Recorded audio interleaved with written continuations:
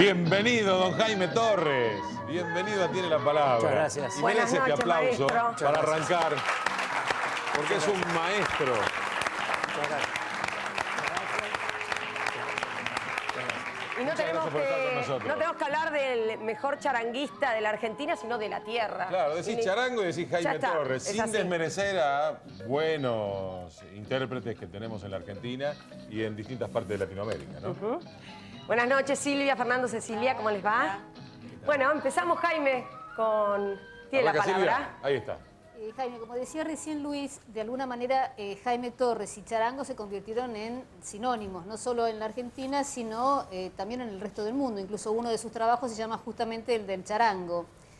¿Cómo fue la evolución, digamos, de esa especie de romance que arrancó desde muy chiquito, ¿no? A los 5 años creo que tuvo su primera experiencia con su maestro Mauro Núñez, y creo que llegó el charango porque era un instrumento cómodo, teniendo en cuenta lo chiquito obviamente que era usted, ¿no es cierto?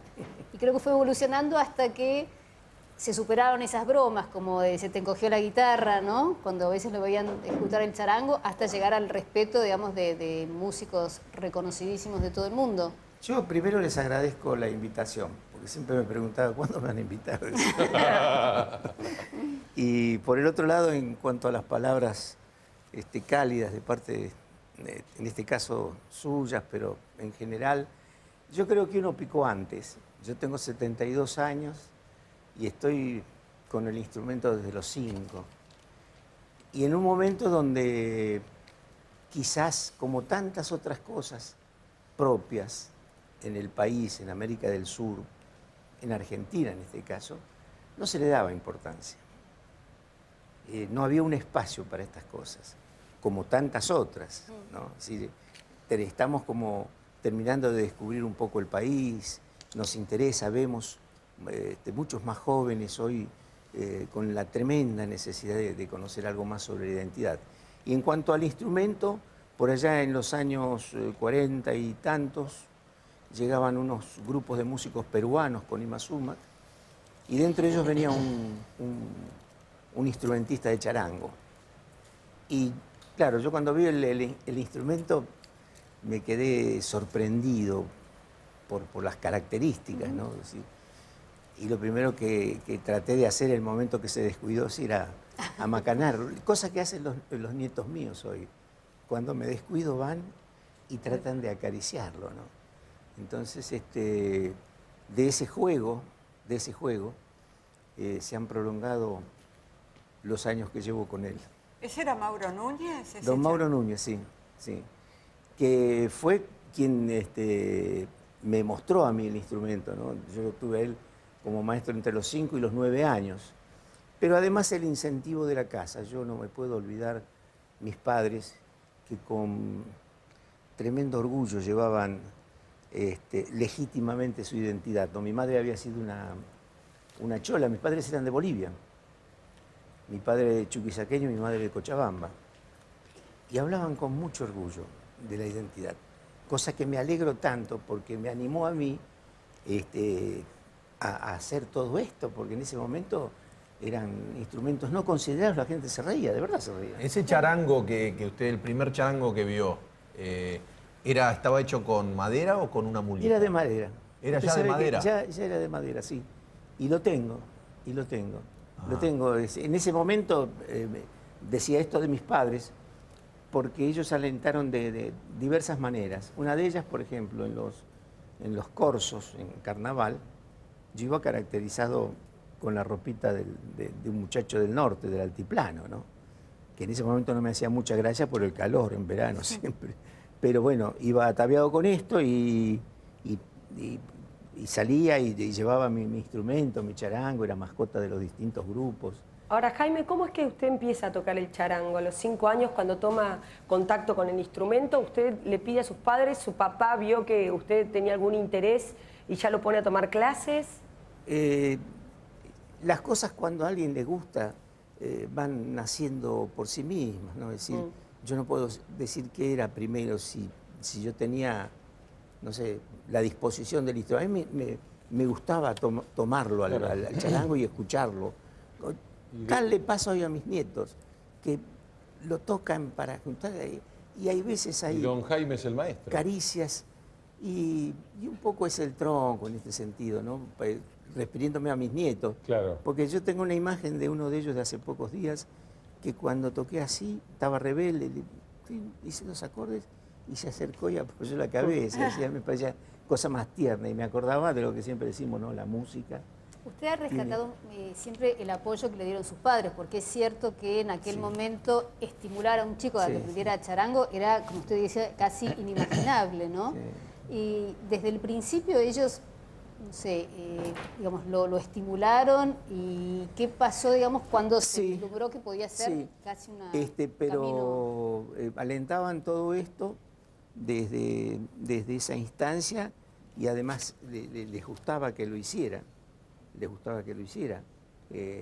Y después, a los 15 años, de pronto yo, hoy que soy bisabuelo ya,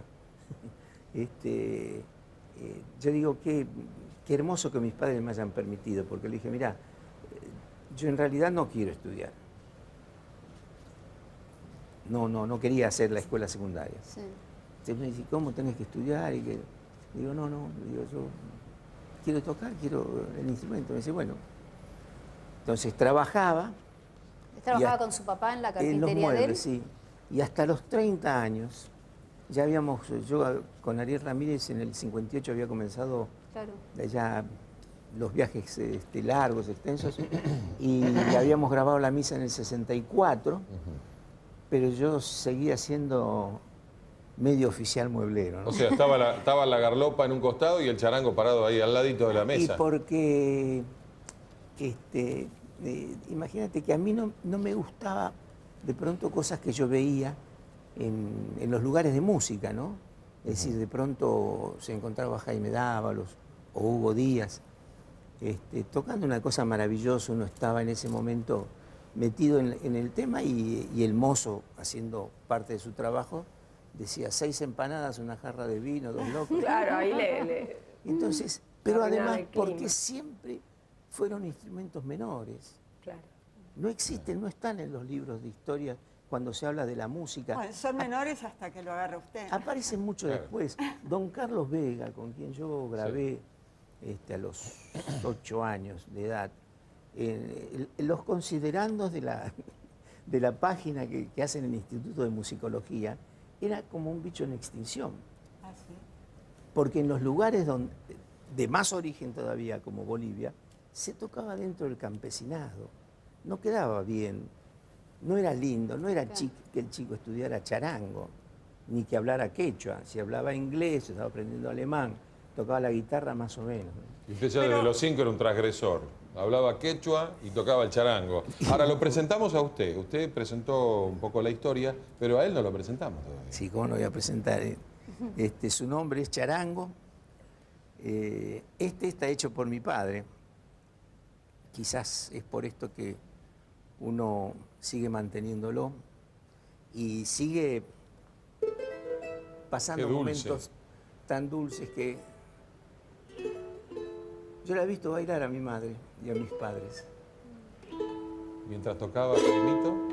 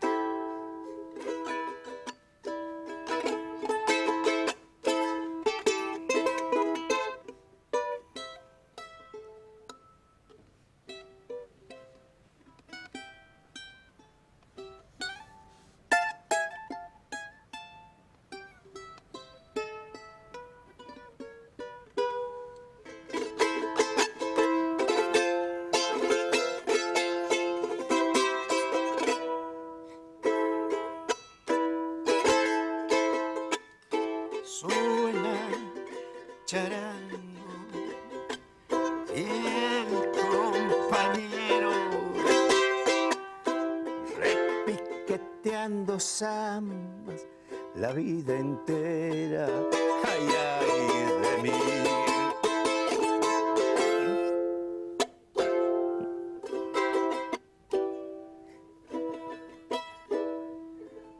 ¡Qué Qué bárbaro! lindo, Jaime. Qué lindo. Cuando cierra los ojos, ¿cuál es la imagen que viene? Vos sabés que yo nunca estoy solo. En el escenario, con el charango, siempre están los seres que amo, que quiero, la vida que he transitado. Por esto el charango es la música, es el arte, es todo esto, pero desde lo social es un elemento para mí fundamental, ¿no? Entonces están mis viejos bailando, mis amigos, el negro Carela, que algún día asombrado miraba cómo su mujer bailaba, tucumana ella, bailaba esta samba, ¿no? Y yo no sé por qué, pero de pronto llama a un silencio el instrumento, ¿no? Llama a un silencio, yo lo compruebo, lo compruebo. Ahora quizás un poco más, porque no era aquella época de hace 60 años atrás que si entraba y decía, "Sí, jarra de bebé", Sí. pero hay como una identificación con un hermanito que no se conocía, ¿no? Musicalmente hablando. Jaime, yo lo que quería saber era, justamente, usted se acerca al charango, que bueno, en su entorno sí era un instrumento que si bien no era popular en Buenos Aires, usted por tradición y por gente del norte lo conocía. Todos sabemos que, bueno, hubo gente que hizo como punta con el tema del folclore en la Argentina, que fueron los hermanos Ábalos y después fue Yupanqui, que fue la gente que fue llevando a la radio, y que usted, sé que es un admirado suyo, Gardel. Gardel también con sus canciones, los temas que hizo folclóricos también abrieron la puerta, ¿no? Toda la primera parte. Toda la primera parte. Entonces lo que me gustaría saber es cómo, porque sabemos que el folclore en ese momento era como una revolución, pero a la vez después tiene todas sus tradiciones y su cosa conservadora. ¿Cómo se logró dentro de esa corriente que empezaba a formarse que se sumara el charango como un instrumento más? Porque ¿cuál fue el que dijo, che, vení, sumate con un... La gente de nuestro país. En Argentina, nosotros hay veces nos cabreamos de muchas cosas, algunas son ciertas, y otras quizás no nos damos cuenta, o si nos damos cuenta no las valoramos. El escenario tiene un espacio como dentro de un espectáculo en Argentina. Don Mauro Núñez, que era el maestro mío, no era conocido en Bolivia. No lo conocían, aún después cuando regresó. Y yo creo que para esto también coincidieron muchas cosas, muchísimas otras cosas, ¿no? La aparición de Ariel Ramírez fue fundamental, porque en el año 58 él, yo era un muchachito, qué sé yo, y me dice, me gustaría que tocáramos juntos. Y yo decía, bueno, por fin al charango le van a dar un espacio. Pero lo digo de verdad. Porque uno pasa, el Pero es nombre re nuestro modesto, pasa. porque usted dice que le van a dar un lugar al charango, pero es porque... Pero el instrumento es el que queda. La música es la que queda. Nosotros somos Escúcheme, Jaime, ¿puede circunstancias. ser que haya grabado un disco en el año 48, a los 9 años? Sí, sí. ¿Cómo fue eso? Con don Carlos Vega, precisamente, haciendo los registros para el Instituto de Musicología. Ah, claro, el gran trabajo de Carlos Vega, Claro. que recorrió todo el país buscando... Tan poco reconocido quizás, ¿no? Como el de Isabel Aretz. Y yo tuve una muy linda relación con ambos. Y entonces me pide a mis padres, yo lo conocía al autor, a Gómez Carrillo, de Dos Palomitas, institucional, ¿no? Entonces Claro. me dice, pero el chico toca. Y el maestro dice, sí, toca. Dice, qué bien. Y yo toqué el tema que él había recopilado, ¿no? O sea que aquí en Argentina, en ese aspecto, yo digo siempre... Cuando me vaya de aquí, del tema. Cuando me vaya de aquí. No es que haga hay una cierta similitud con lo que ha significado Francia en Europa, París fundamentalmente para el hecho cultural. Yo creo que Argentina también durante muchos años fue esto, ¿no? Donde por diversos motivos tuvimos grandes artistas, pintores, músicos, poetas. Bueno, mi aparición es en ese momento, en los años 40 y algo, 50. Jaime, usted ha hecho giras por la ex Unión Soviética, por incluso 16 ciudades de la ex Unión Soviética, por Europa, por Estados Unidos, Japón. Digamos, ¿cómo explica el éxito, digamos, y el suceso en, digamos, geografías tan diferentes, con improntas culturales también tan distintas, de algo que es tan nuestro? Yo le voy a decir algo que puede usted o no creerlo, ¿no? Pero yo no vine a hacer una carrera artística. De verdad que no. Nunca me propuse, ni lo pensé, ni sé de qué me hablan cuando me carrera artística. Y cuando me hablan del éxito y de todas estas cosas tampoco. Lo único que sí sé, que generalmente he vuelto a la mayoría de los lugares. Y que hay algo que realmente les interesa vivamente. Pero a los distintos públicos, porque ahí no hay palabras. No, por eso, a eso me refería, ¿no? Por lindo, imagínense que no ganaría nada. Pero... No, pero ¿cómo llega lo que transmite, digamos, la música y ese instrumento? Porque primero la persona que está allí seguramente que tendrá que tener los colores de un paisaje para poder ser representante. No se puede representar lo que no se conoce. A través de la academia no se puede, o a través de los libros de música. Hay que tener todo un paisaje dentro primero. Claro. Y segundo, ¿qué es lo que significa para usted ese paisaje? Y si además usted logra transmitir esa alegría, esa felicidad, bueno, es como completo. ¿Usted ha hablado alguna vez de los que se disfrazan de gauchos, que se ponen el poncho, el sombrero e intentan ser lo que no son? No, bueno. ¿No?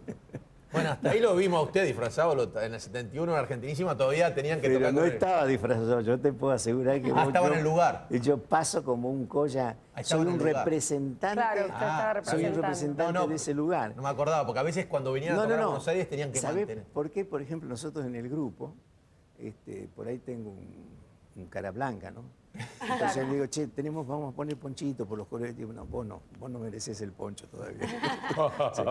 Por hacerles un poco una broma. Es decir, yo creo que la caracterización para muchos, por ejemplo, en el teatro se utiliza mucho, pero cuando se trata de la representación de algo, yo trato de que nuestro grupo, cuando salimos de gira, sea una representación. En Shanghái hace muy poco, cuando nos llamaron, el lugar al que yo volvía, le dije, muchachos, llevemos una representación, no el gran cantante. Es una feria, son millones cantantes de todos los lados, desde rock a lo que te dé la gana. Entonces llevemos algo propio, donde se vea la ropa, la vestimenta, la danza, tal cual es la danza.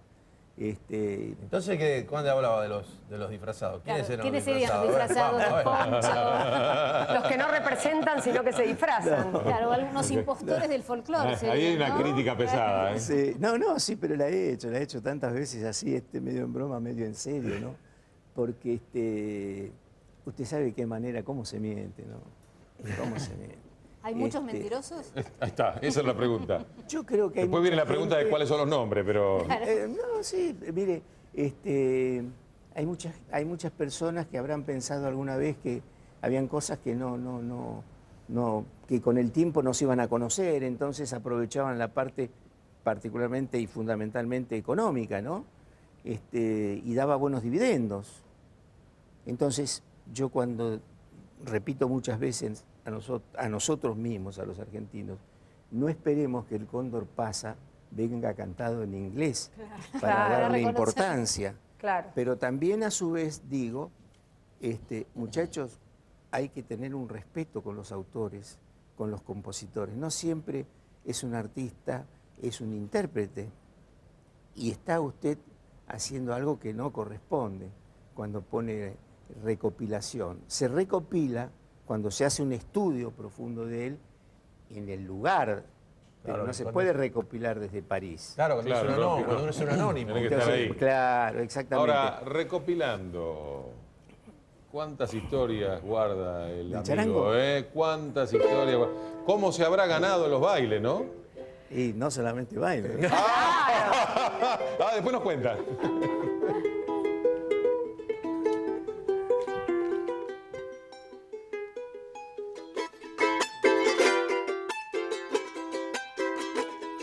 Así gané de la familia. Hasta ahora. Ay, juro amarte, ay, juro amarte. Ay, hasta el fin de mi existencia.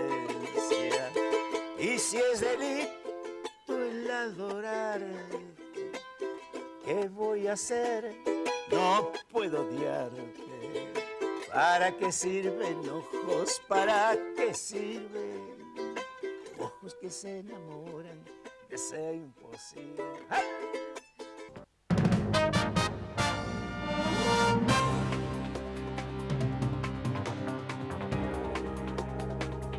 Cuidar la democracia fue el pedido que hicieron los principales referentes de la oposición a través de un comunicado.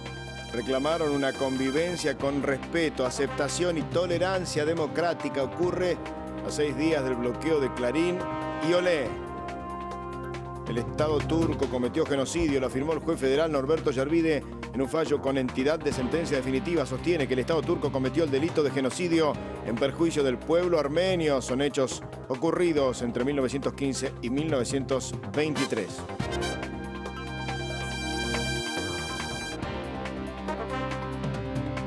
Suben 20% el mínimo de ganancias. El anuncio lo hicieron Tomada, Boudou y Echegaray después de una reunión de Cristina Kirchner con la CGT. El nuevo piso para empleados casados con 2 hijos será de 7.998 pesos y para solteros de 5.782 pesos. El kirchnerismo había impedido el debate en diputados. Pellegrini sigue la toma. Los alumnos decidieron seguir con la medida de fuerza que iniciaron el miércoles. Es en rechazo a la designación de docentes por parte del nuevo rector.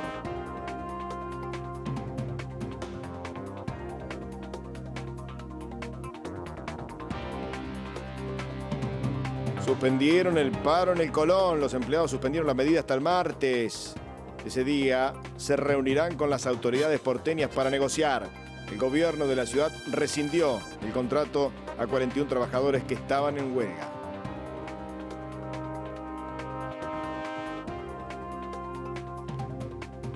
Nadal demolió a Federer. El español superó al suizo por 6-3 y 6-2 y se clasificó para la final del Master 1000 de Miami por tercera vez en su carrera.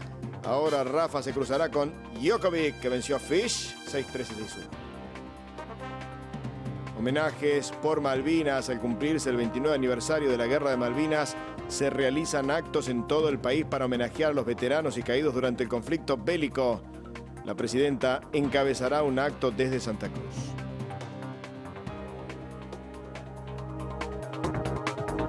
Segundo show de YouTube en Argentina. La banda liderada por Bono realizará el segundo de sus shows en la Argentina.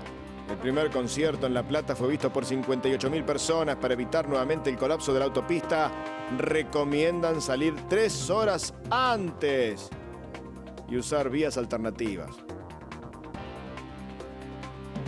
Ganaron Independiente y Argentinos en el adelanto de la fecha 8. Independiente le ganó por 2-1 sobre el final a Gimnasia en el Bosque. Mohamed, el técnico del club de Avellaneda, dijo que no merecieron el triunfo.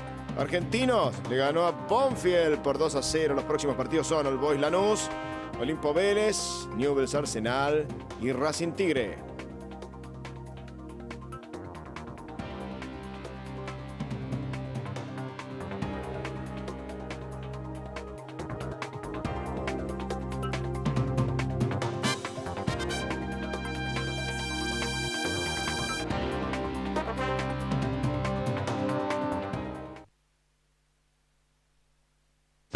Quilmes presenta la nueva Quilmes Bajo Cero. Una cerveza que se destaca por ser suave y refrescante. Como resultado de su novedoso proceso de filtrado a 2 grados bajo cero. Prueba la nueva Quilmes Bajo Cero. Suave y refrescante. Quilmes, el sabor del encuentro. Enrique Pinti y Alejandro Dolina hacen de la palabra un arte y una herramienta. Dos grandes de nuestra cultura van a debatir y reflexionar sobre cómo nos expresamos los argentinos en un año de elecciones, campañas, promesas y debates. ¿Qué hay detrás de los discursos políticos? ¿Cómo descifrar lo que dicen los tonos, los gestos y las actitudes de los candidatos? Enrique Pinti y Alejandro Dolina en Argentina para Armar, con María Laura Santillán. Domingo, 22 horas, por TN. Chicas, ¿vieron qué rápido tomaron a la recepcionista nueva? Sí, si la vieron con el de recursos humanos. ¿En serio? Sí, hay varios de ventas que también se anotaron. Te digo, esta es una. No se salvan ni los motoqueros, ¿eh? ¿En dónde se sacaban? Deja títere con cabeza.